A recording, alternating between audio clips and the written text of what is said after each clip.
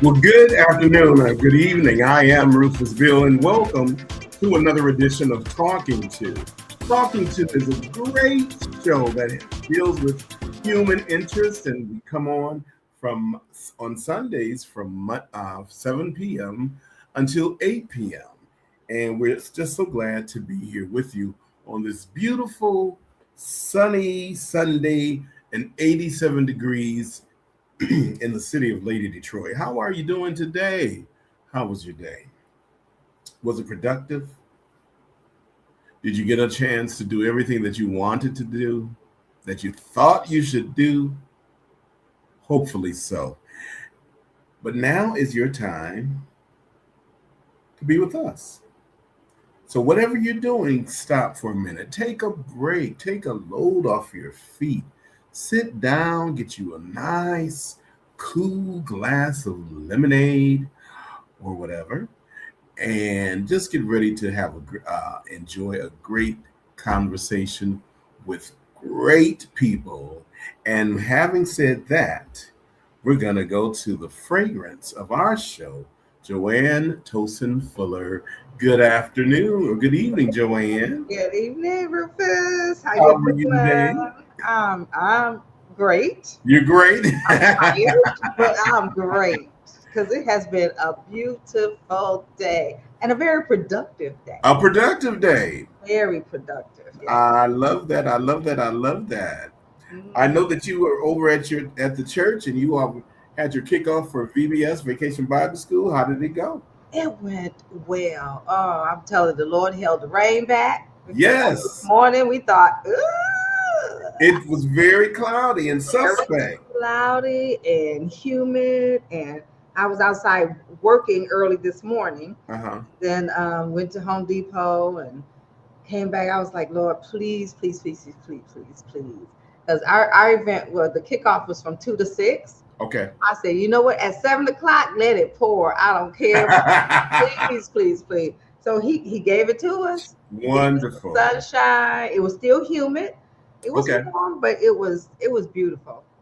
Yeah, that always makes me proud. Oh, good. And so you all invited the community out. The community to sign up for Vacation Bible School, and so we had a big bouncy house. We had gaming truck. We grilled hot dogs and chips and water, and we're having August 15th. We're having a community baby blessing. So we had people sign up for that. We had diaper giveaway, clothes giveaway, food giveaway. Okay. So it was just a busy face painting, Uh-huh. all of that. So it was a lot of fun. We had That's a nice crowd good. come through. Yeah, God really blessed. Now, have you all had a community baby blessing event before? Yes, yes. I love that idea. Yes, yes. So anybody they could sign up. Anybody who wants to, and it's not just for infants. You know, Okay. the last one we had people bringing their children. 2, 4, 6, 10 to be blessed. And so Wonderful. yeah, yeah. Looking And forward to that. and that's such a great gesture of goodwill because a lot of people don't go to church Hmm. and they may feel that if they don't have any other opportunity to give their children back to God and get them blessed and for Burns Avenue that to do that, I think it says a lot and Yes, answers a big need in society. yes. Because we know what's going on in the world, and we know, like I was talking to a young mother here today, this Okay. afternoon. She has 5 children, Hmm. and she's young, Okay. and but she just was talking to her. She wants to be different. She wants to raise her children differently. She she wants that closer walk with God. She doesn't go to any church. She has a lot of questions, and that's okay. Yes. That's okay. But she wants her children blessed because she wants a different, like she told me, I want a different life for my children than I had. She had her first at 14. Okay. And she says, I want a different life for my children. So we can't put everybody in a box, No, we cannot. just because whatever circumstances happened or that was dealt with, that they got dealt with. Um, and to hear that was just so refreshing, and just, it was nice. It was really nice talking to her. And, Really nice. and by me seeing children on a constant basis, Hmm. I can instantly tell those parents or grandparents who are trying to encompass some type of spiritual value in their children compared to those who are not yet there Hmm. Hmm. for whatever reason.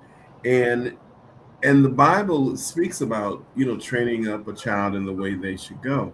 And I will say personally, there were many times that because of that training and that nurturing and that investment from Burns, it kind of balanced me out, especially when you get grown and you don't go to church because you're grown and you're like, oh my God, I'm grown. Oh, I can I'm see gonna put that church thing on the back burner. that. Yes, yeah, a lot of people do, You because know? we have to realize that after a certain age, it really is an individual decision. Yes, it is.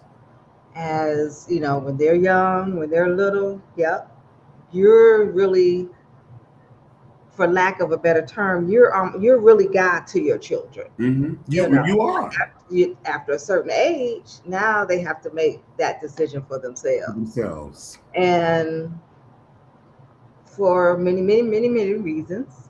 You know, I think we all been there. I think so. We all have We been there. all. I've been there. We all been Yes. there. And yeah, but it has to be a individual decision. I was leaving church one day, Burns Avenue, as I think I was 15. It Hmm. was the summer, and I was with my mom and her sister. My mom was driving home from Sabbath worship, and I don't know what happened at church that day. It might have been something my mother may have said to me or something. Nothing with anybody from the church. Hmm. I told her in the back seat. I said, "Oh, I can't wait to get grown. I ain't gonna come back to church with you no more." She politely pulled the car over to the side. At that point, we were on Warren Avenue because she didn't take the freeway. So maybe like Warren Avenue and I don't know, somewhere on Warren Avenue. She said, "You ain't got to wait." Ha! I wasn't expecting that one. She called my bluff. You're As more the than I ever had. right, okay, and I don't know what came over me. You know how the seasoned parents would say, "Oh, he's smelling Him himself." smelling himself. Oh So yeah. I guess I was smelling myself that day. Mm-mm. That conversation would never came back out of my mouth. I bet it didn't. It never did. But as I matured, I'm very grateful and thankful for that kind of experience, Yeah. and for young parents or older parents who that I in these times, as you said, a safe place Yeah. is needed for children. Yes. For families in general, For families in people, general, yeah, for people in and general and just stuff. people Yeah. in general. Because Yes, like she said, she's so tired of, she wants to, like I said, she wants a better life for her children. And she says she's so tired of where's the next party? Where's the next drink? Where's the next bottle? Where's the right. next, she tired of the rap music. She's tired of and so we played, we had, speakers and everything. And we were Okay. playing gospel music and all of that. And she was just like, this is just so peaceful, just Wow. so peaceful. And her children were able to just run around and play, and people were still watching out for them, for her, and with her, and just to see that was for me was so refreshing. It is. It was so refreshing, and I Mhm. took just having that talk with her. Look, you don't have to hold out. You don't have to stay Right. away. You don't have to, everything does not have to be perfect for you No, to it does not. be Because it involved. won't. She says her children sing. We have a children's choir. Come on, and so a friend of mine was asking, well, who did they get the singing from? And she timidly said, "I'm a singer. They Really? got it from me." And she said because when she was young, she's from the South. And she said when she was young, her mother was like, you getting in the choir. And when you get in the choir, you better act right. It was not like, do you want to be in the choir? Right. Or do you want to? She said she wasn't raised like that. And Hmm. so she said, and so I told her, I said, well, then you need to get in the choir too. And she was like, but I'm scared. I said, well, you got to be the example for your For children. your You children. want them to do, then you show them that You it's show them. okay to do. And I bet you, I can't wait to hear her. Oh I my can't wait to hear. Lord. I bet you, Got some pipes. how much you I'm how much you want to bet. But yeah, sure. it was just so nice. It was just so nice. And one thing I love is that when when the church, not just Burns, but when the church as a whole, when they come into the realization to go out and draw people in, and not preach the same message, or the message that we've heard over and over, Right, not keep it contained to just the members, right. but to What? I mean, bottom line, Jesus came to save the lost, save right? the lost. He didn't come for those. If you thought you were already saved, then evidently you don't need me. No. So that's why they had issue with him, because what did he do? He went out into the community and dwelt among the community. Yes, he did. That's the issue that they have. We get comfortable, and I understand that. That's the humanness in us. We get comfortable, but we have to come out of our comfort zone. We do, Yes.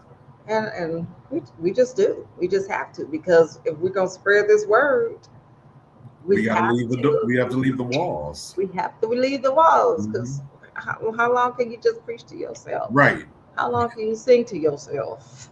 you know. Because after a while you're like, okay. Hey. But when you've witnessed and you see new faces and people who are aspiring like this young mother to be, that encourages members to even do more, to be more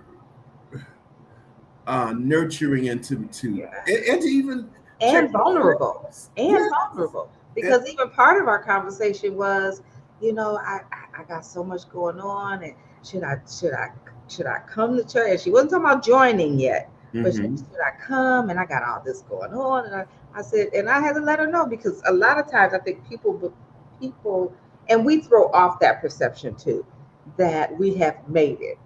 Right. We've been in church for so long, So we've made it. long. And I We had, got it. had to let her know, baby, what you are going through, trust me, there's a whole bunch of us, or there's some of us that are going through what you're going through. We still going through it, or just came out of it, or getting ready to go into it. So who knows? Who knows? But no one here has made it yet. No. No one here has made it yet. No. And if you think that people are going to look down on you, they probably will. Somebody probably will, but guess what? Everybody won't. No. And hey, we're gonna surround you and nurture you, and know that we all love got you. issues. We all have issues. But because our goal every day, and that's something that you have to strive for every day, because of that goal. That's why God looks down on us and blesses us, even in the midst of a lot of our mess, because we all got some mess. Some mess. Some mess. I got some mess. Trust me. Trust me. But it's just Well, I'm glad everything was successful. I'm glad you had the chance to just witness and speak with the young mother. Yeah. That's good. She's so pleasant. Speaking of children, I saw a report yesterday. Are you familiar with Roblox? Robots? Roblox. I guess it's ROEBLOX, maybe? No, I'm not. This is a computer game that has captivated the attention of children. Roblox. Okay. And so I was hearing some of the teachers saying, talking very negative about it. I wasn't really familiar with it. But I guess it's set up where different games you can interact with people or children, supposedly, around the world. And so, and I don't know what the games are because I've never gone on the site, but there was a lot of apprehension for some parents letting their children be able to be so free and communicate with other children. So I think a lot of it can be done with headsets, and then a lot of it may be done with with texting while they're playing the game. Well, anyway, I guess the biggest fears have come out because there have been more reports of predators on the site interacting with children and trying to lure children. And, I know we're in the age of technology, and that's just where children are. However,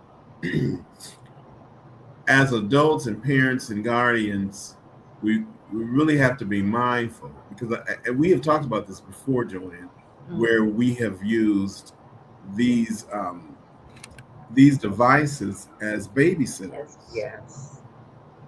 And so we don't know. I mean, they're spending a lot of time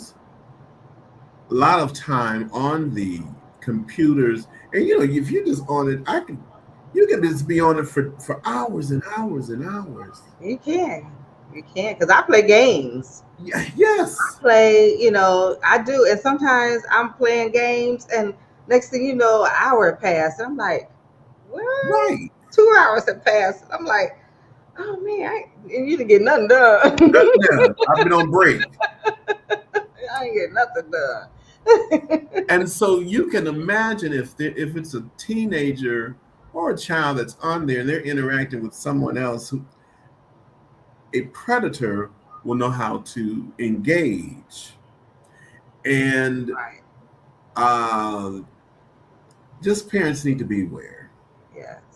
limit that computer time Limit and know where they are and what they're doing. and what they're I doing. mean, you heard the, oh, hey Dale, how you doing? Oh my goodness. Oh, Hello, Dale. that's my friend. Um, but you heard the two brothers that were arrested last week in, I think it was Florida. No. Oh, oh, we thought this, what's the one that he killed himself? The sex thing, the, I, I can't think of his name. And he died in prison. And they're still trying to figure out. They're still going through all the files. Oh yeah, Epstein. Epstein. Mm-hmm. Um, it seems like they worse than Epstein. What? Oh my. Oh my. Two young brothers running a sex trafficking party. Rufus. It's like, how could you be worse than Epstein? And it's How? what they were talking, the stuff they were talking, and how they're getting these people. And you have to watch your children. You do. You have to watch what they're on, who's talking to Who's them, talking to them? who they're communicating with, who you just can't let them go. No, you. Just let them sit there and just let them go. Some people they in their rooms for hours, shutting the door. The door shut. Oh, and like we've heard the reports of young people, male and female, Mm-hmm. out getting ready to meet somebody that they met on a gaming site. Inside. And now they out there getting ready, and thank God some of them have been caught because now we have agents who are on these sites also. Yes, they are. And so thank God that they're catching some of these people, because some of these people they're literally looking for 12-year-olds and 15-year-olds, and I'm like, oh, Crazy. But yeah, these two brothers that got arrested, I think it's been 2 weeks ago now. It's sick. When I say sick, it's sick. Young guys look like they might be 30s, maybe. Mm-hmm. And they were they running the operation nationwide or worldwide? It sounded like it was worldwide. Nice looking guys too. But that don't matter. I mean, that's not neither here nor there. But just the thought of capturing someone, a human being of any age, and then to sell them. And when these children and people come up missing, that's why a lot of times you never find them, because they're in that trafficking. Yes. Oh, and I'm like, oh, and it might sound cruel. I don't think it does, but I would rather for my child to be dead than to live that life. To live that kind of life. To have to live that life. When you look at the movie Taken, and which one that the daughter was taken, was that 3? Taken 3? I think that was Taken 3. 3, yeah. And the life that she was getting sold into, and how they had all those girls drugged and performing stuff. And, I would not want no one's child to have to live that life. Not at all. Not at all. I'd rather them be rest. Yes. In their grave. And than to have to live that every day. Every day. The type of narcotics and the type of people that they must encounter. So the sick people. Sick. Hour after hour after hour after hour, then drugs. This week, I went on a field trip with some students for summer school, and it was the 5th grade, and so it was about 21. So I was in charge of 21 5th graders, and we went downtown to the Museum of Illusions. Are you familiar with it? Mm-hmm. So I'm giving the children instructions. We're going to go 2 by 2 only so I can count quickly who's there, if somebody is not there. Well, this fifth grade class of 20 plus students had never gone downtown. And when we were going down 75, and so I don't know the furthest that they've been on 75, but at the end of 75, it's the end. Mm-hmm. So as we're approaching toward that way, they said, are we going out of town? And I laughed and I didn't answer the question. And then they asked again. And when I kind of looked at them and saw that they were serious, Mm-hmm. I was like, no, this is downtown Detroit. And then I started pointing out landmarks off of the freeway. Mm-hmm. And he's like, oh, that's Ford Field. Anyway, we get downtown, and because they're amazed, they're not paying any attention to what the expectations that I have set for them. They're not in the lines, in the 2x2. Mm-hmm. They're just because they're children and they were looking at skyscrapers for the first time. So they're looking up, pointing. Now I'm looking around them, seeing who's watching and who's lurking, because where that museum is, it's near Grand Circus Park, and you have some undesirables at certain times of day in that area. And so I was just on edge with these students. When we got back on the bus, I told them, because I kept saying, get back in your line, get back in your space. And I had to explain to them. I said, this is your first time here downtown. Mm-hmm. I said, I'm responsible for you. I said, I don't know if you are even aware that people like to steal children. Right. And that's why it's important that you follow my directions and and do what I say, because I know a little more than what you do. Right. And with that, and hearing what we're discussing today, I said, I see how easy to, if they're just walking around and not paying attention. And they were with me, and I'm with them, and they were not paying attention. Mm-hmm. They were overwhelmed. They were overwhelmed. All of that, yeah. They were overwhelmed, and the people mover is right there running through. So they were just amazed. They were amazed. Wow. Yes. Yeah. Hey, Diane. Yeah, Diane Hodges. Diane. So it's an interesting time and an interesting life that, or a time in life to live with all this, because it was so quiet before. Yeah. Now with technology, we hear about it instantly. Instantly. It's very heartening, disheartening to know that even exists. Yes. So the time is 7:36. You're listening and you're viewing Talking To with Joanne Tolson Fuller and Rufus Bill. Justin Hearn is downtown, working the streets of downtown, as a matter of fact. Yeah. Keeping the city safe. Serving and protecting. Yes, how about that? So we say hello, Sergeant Hearn. Thank you for doing what you're doing. And keep up the good work and all of that good stuff. Yes. So today, our topic is, and we have a guest that's going to be joining us shortly, Leon Jones. We wanted to discuss, can you be a Christian and sing Christian music as well as gospel music? Mm-hmm.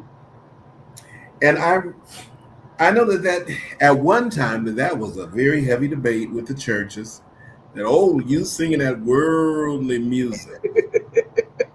All churches too. All churches. Mm-hmm. Oh no, you're not gonna play that in my house.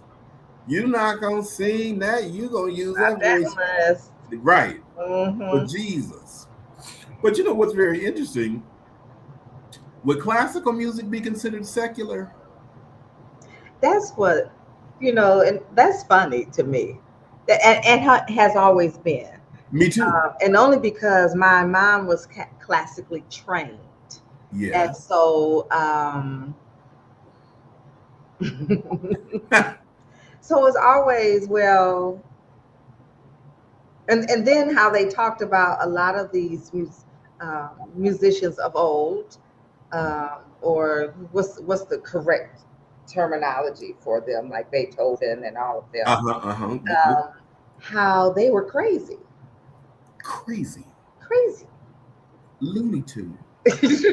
so so you can play classical music, which is not considered Church music. church religious music, but you can't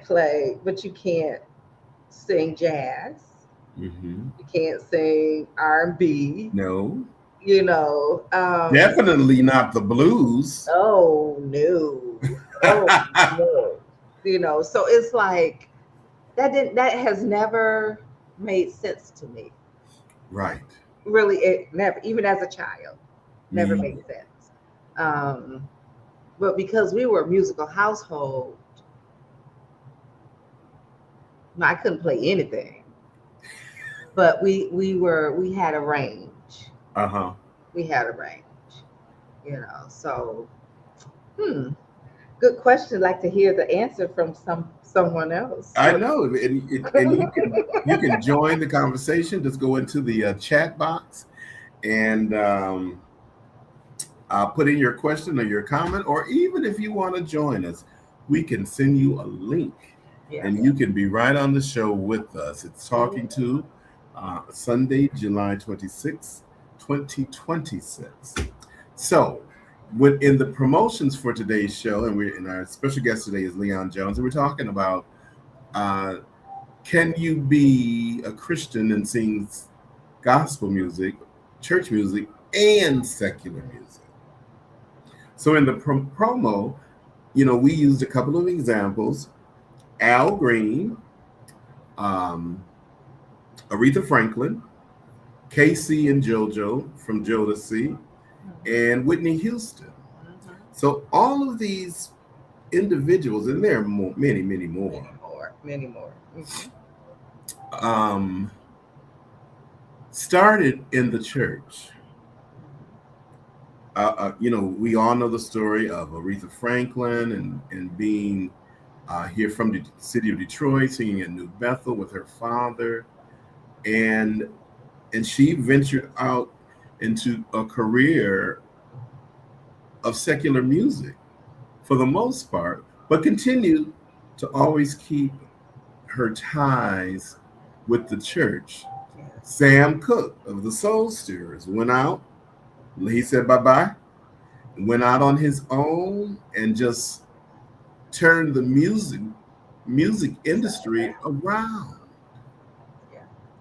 Completely. I'm not really familiar with a lot of the Soul Stirrer songs. Right. But I'm familiar with more of the Sam Cooke songs as a solo artist than he was with the group. Right. Whitney Houston. Oh yes. Even her mother, and her mother was the minister of music at that church for years. Sissy, right? Sissy Houston. Sissy Houston, yes. And she was churching on Sunday and gigging Saturday night. And it's interesting to hear the reasoning why some individuals are against people who are making a living in their career-wise with singing things other than gospel music. That was one of the reasons, or that is one of the reasons why we have Leon on today, because Leon, he's a member of Burns Avenue. He's a singer. He's at one point was an elder. I don't know if he still is. Sabbath school teacher. And he gigs on Thursday at the Cashew Lounge. And I happened to see, he was posted on Facebook. I don't know if you've ever seen his sets. Mm-hmm. And he's singing his heart out, and the people are clapping, and he has a full band. But personally, I just don't see what the big hoopla is about. I don't either, and I think part of it has to. Um, I think the. I think we have to be careful with lifestyle and all of that. It's that if when you say you're a Christian, Mm-hmm. I think you could do both. I'm Yes, a jazz girl. right. I am. I'm a jazz girl. So I don't see where there would be a I don't see where there would be a conflict because then you also have the other end. How many Christians do we know that are opera singers? Exactly. I mean, it's just I think we like to narrow people. And I I'm put not it in saying this that box. everybody that goes out, everybody that does whatever. Some people do it just for the money. Some people do it because that's their thing. Mm-hmm. For me, jazz is my thing.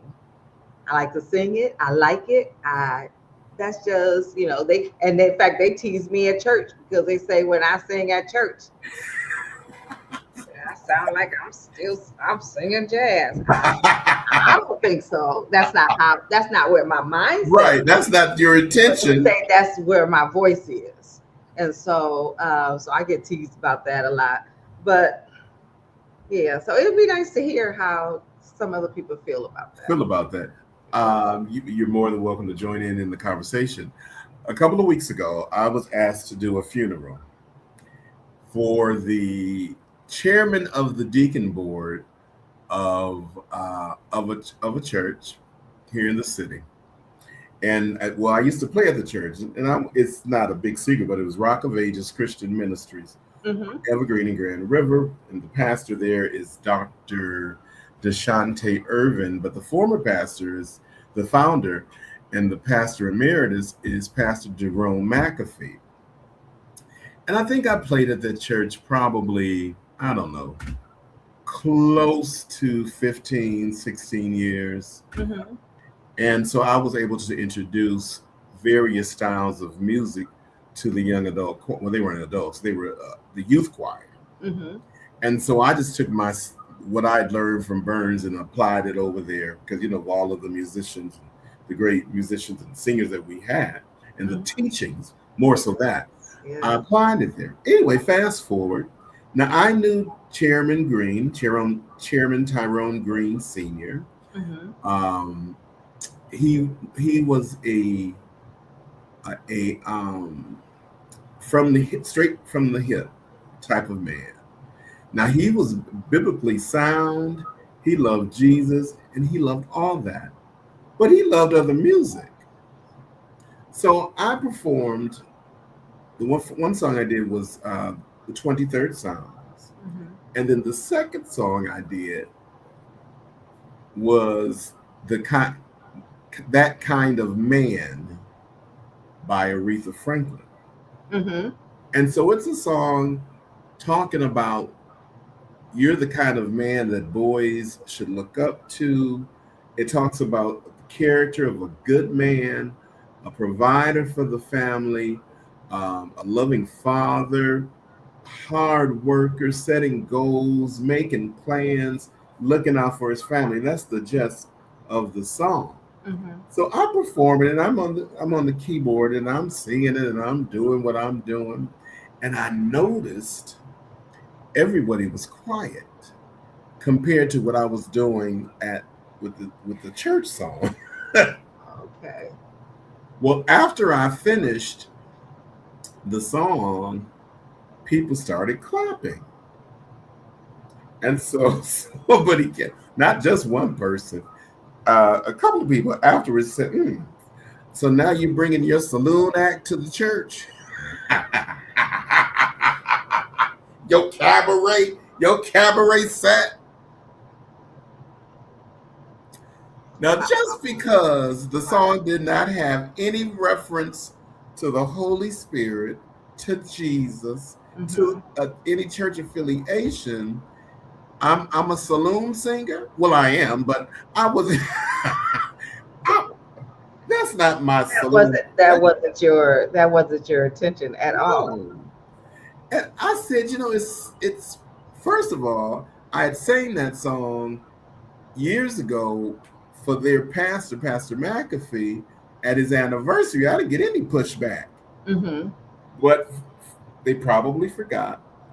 I sing it and I get the pushback, and I said, sometimes we are so saved, we're no earthly good. They missed all the words of the song, and it referenced Chairman Green to a T.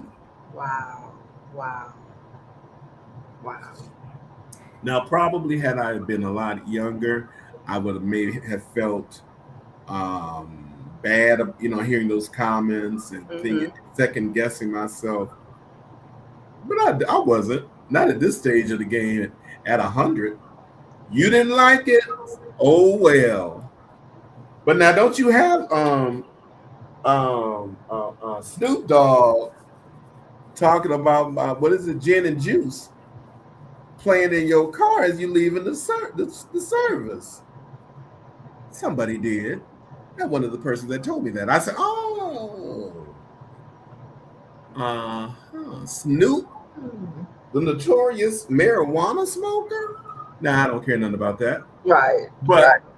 In reference, in retrospect of what I did and what he does, you're listening to that, and I don't think he sings a song that has any positive messages. I don't think. I haven't heard one as of yet. I don't know. I couldn't tell you. I don't know. But we know his reputation. Right. Him as if you want to get some chronic, that's the man to go to. I don't have that type of reputation. I don't think. I didn't think I had a cabaret set. But I took it in jest, and it just was water on the duck.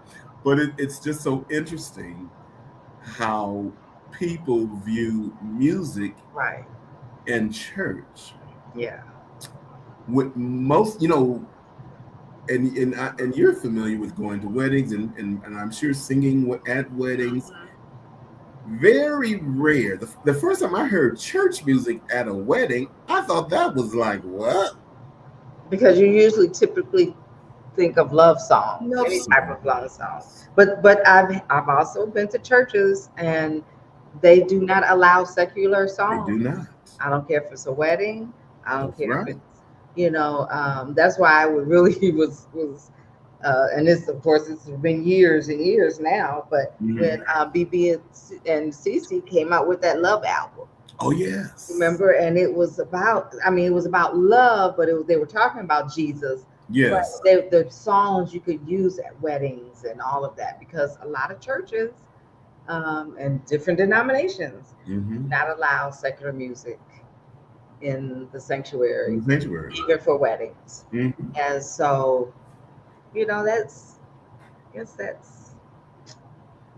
but I singing in this group High Praise.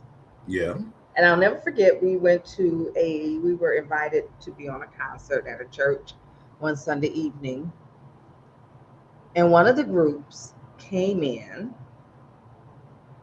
on flashlight. On what? Flashlight. That's what I thought you said. Let me ask just to make sure. Flashlight. Yes. Flashlight. Dang it, walking down the aisle, coming in. Okay. On their AB selection. Uh-huh. That was their A selection, coming down the aisle. Flashlight. Neon light. Spotlight. Light.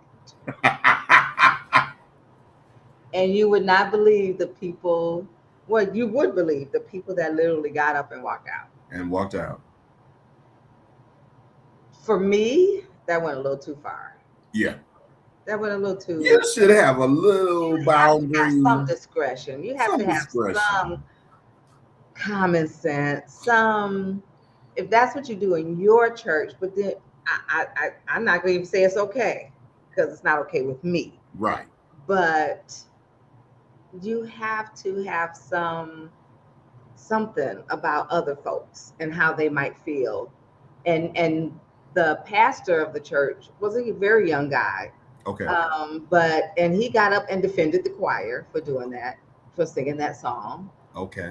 And it did not go over well at I all. know it didn't. At all. At all. And him being a young pastor, that didn't help either. Right. So you have to kind of know your audience. Know your audience. Read the room. Be respectful also. Yes. You know, it's about also respecting others. Yes, that's very important. And respecting because you have a generational church. So you know that respect those, respect the elders, respect the middle, respect the young, respect, just respect. Mm-hmm. Yeah, and be considerate. Yeah.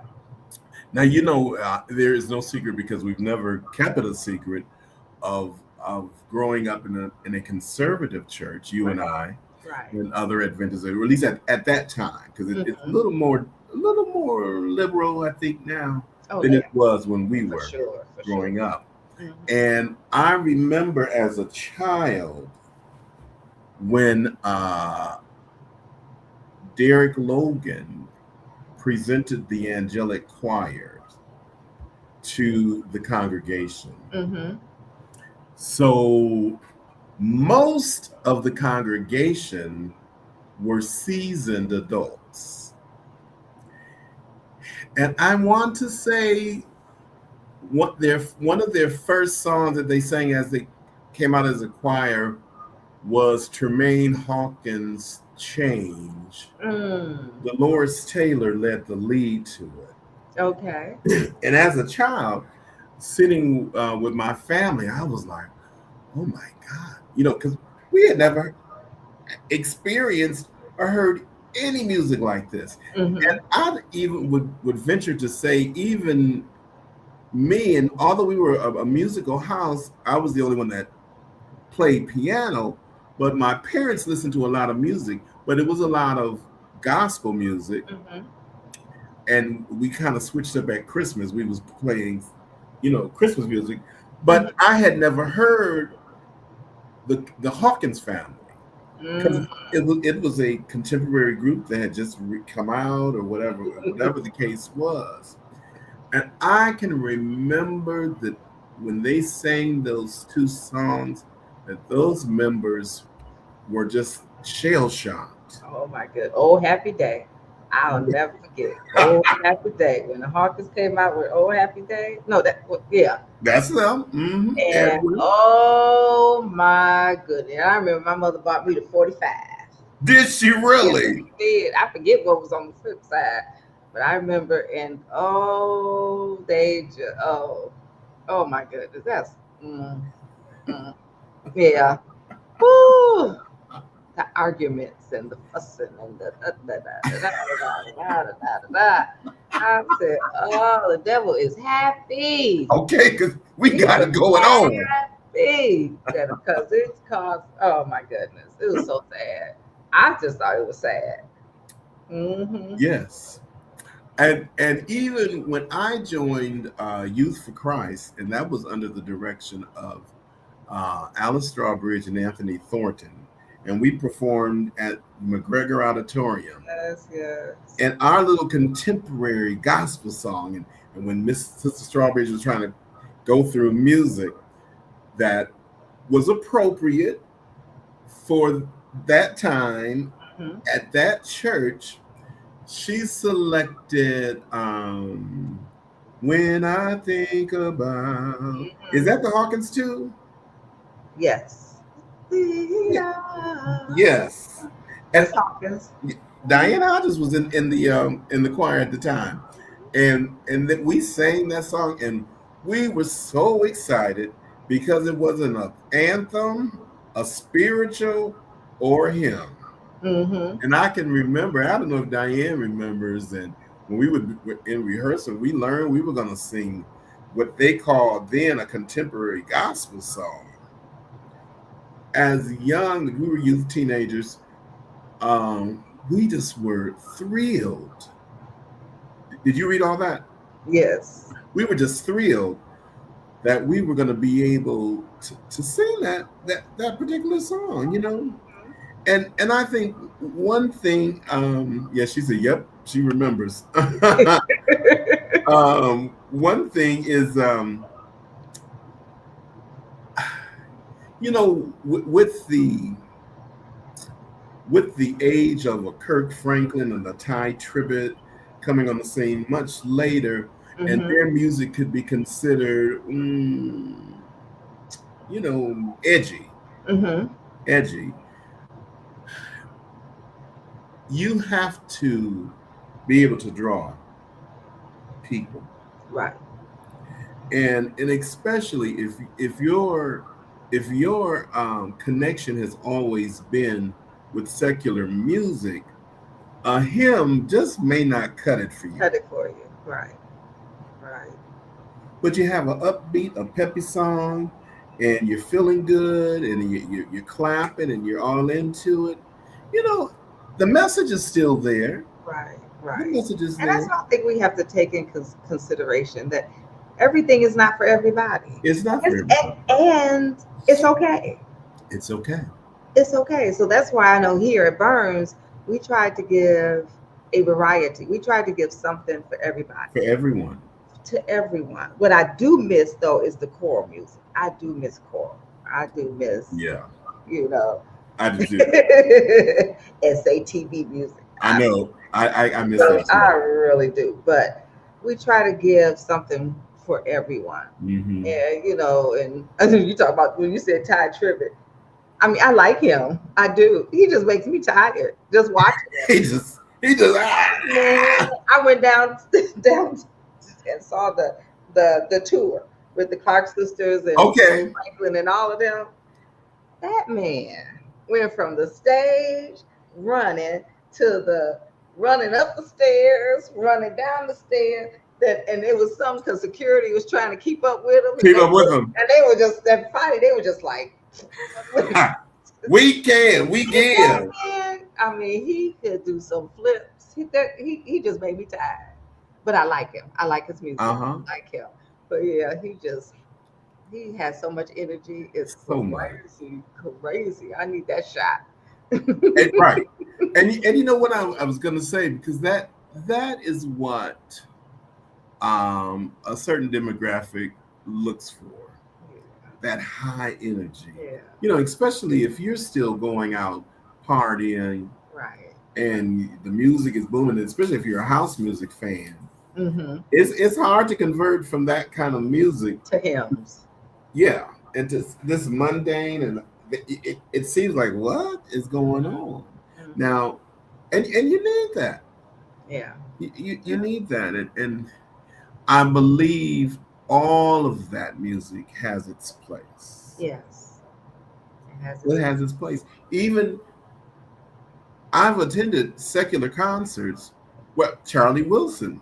I Mm-hmm. don't know. Have you ever seen him? Yes.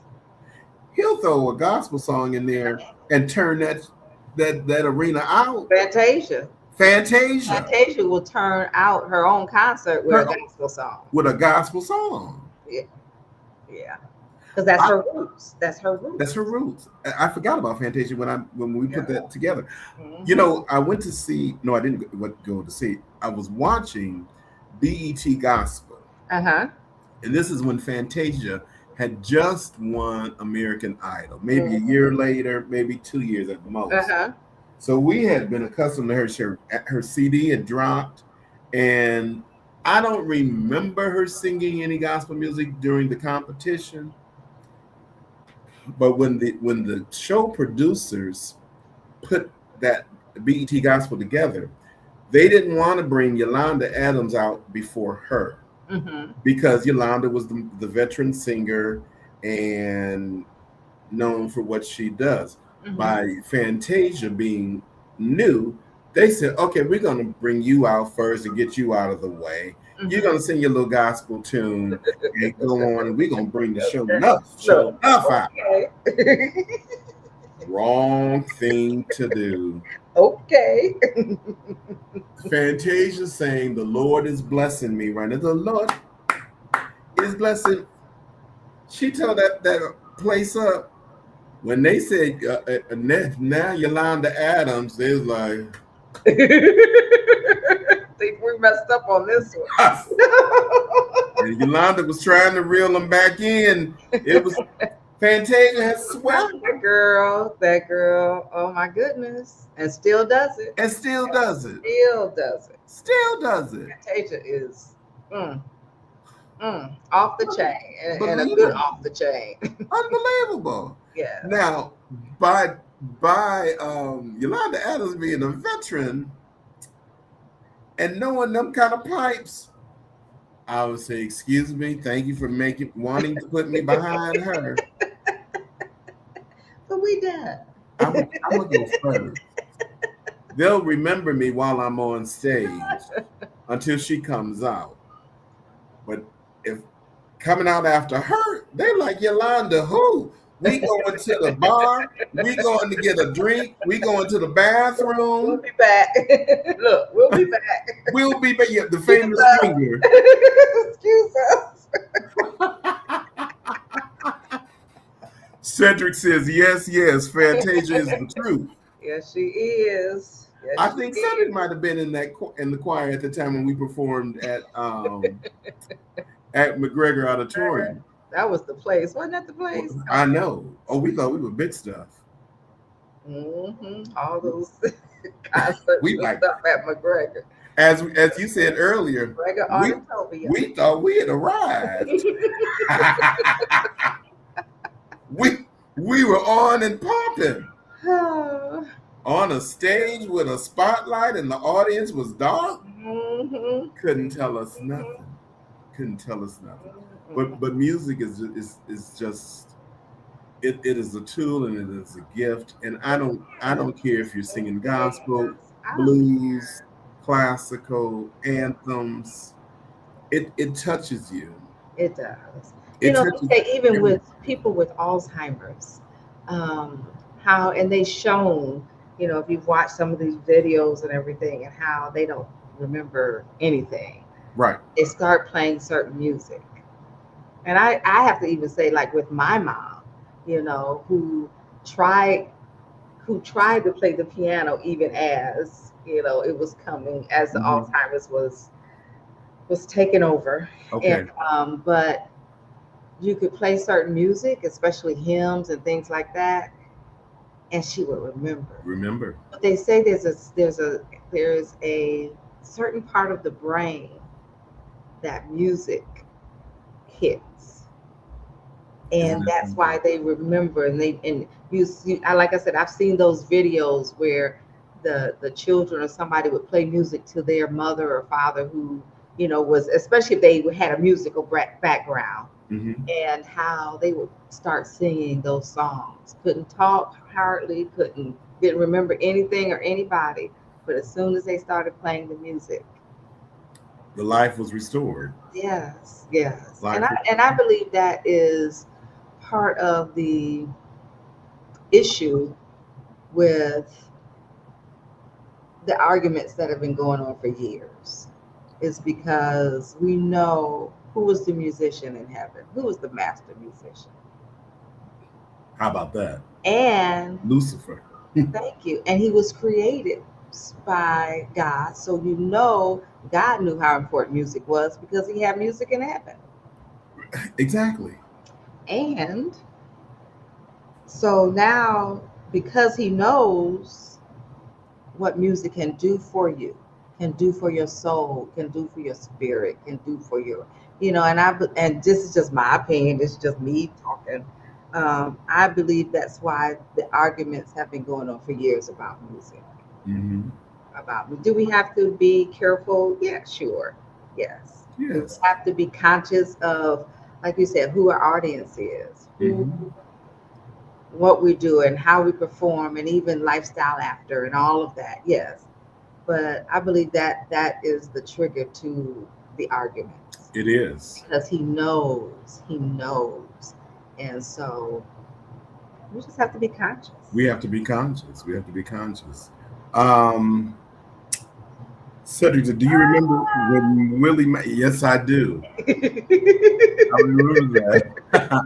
I remember you all in your tux and your boutonnieres, and Willie had on that. Well, it was popular then when you wore that tuxedo shirt, the ruffles. The ruffle tucks. Yeah. I don't know if you remember all that, Cedric, but I can remember that. Yes, I do remember that. And Willie is the one who taught my mom how to play gospel. Because like I said, my mom was classically trained. And so she could play anything. I mean, she played the pipe organ, she played, but when gospel really started coming out, she wanted to learn the gospel chords. She wanted to learn gospel. And I remember, and she used to play a lot for Sharon.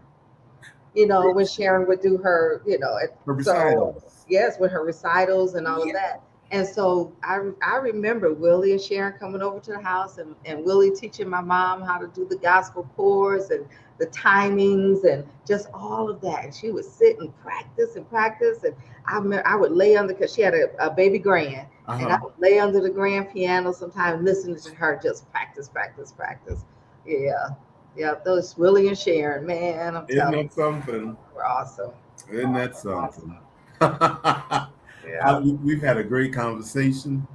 I've enjoyed it and we see, for those who have participated in our conversation, thank you so much for adding what you did. How's your week looking this week? It's looking good. It's looking good. Look, last week I said I was gonna do my front mulch and lawn and all of that and flowers. Trying to get all that together by Wednesday. I got it done by Tuesday. You were early. But now I'm working on the backyard. So I went and bought my mulch and everything this morning. And so I'm gonna say by Wednesday again, but my goal is to have it done by tomorrow. Okay. By tomorrow. That's my goal. Very ambitious. At least by Wednesday. Yeah. Okay. I don't have as much to do in the back as I had in the front. So how many bags have you purchased so far? About 20. 20, okay. All right. Yeah. What's your color? Red. I love red. Oh, I love well, especially against our house. The brick. Yeah, we have a lot of shades of reds and that burnt orange and that. So it looks better. And that is the redwood is such a rich. It's rich. Especially when it's paired on the right color. Mm-hmm. Yeah. Mm-hmm. It really is. What about you? I'm going to be doing some reading. I'm trying to catch up on just reading. So I'm going to do that, and I'm going to.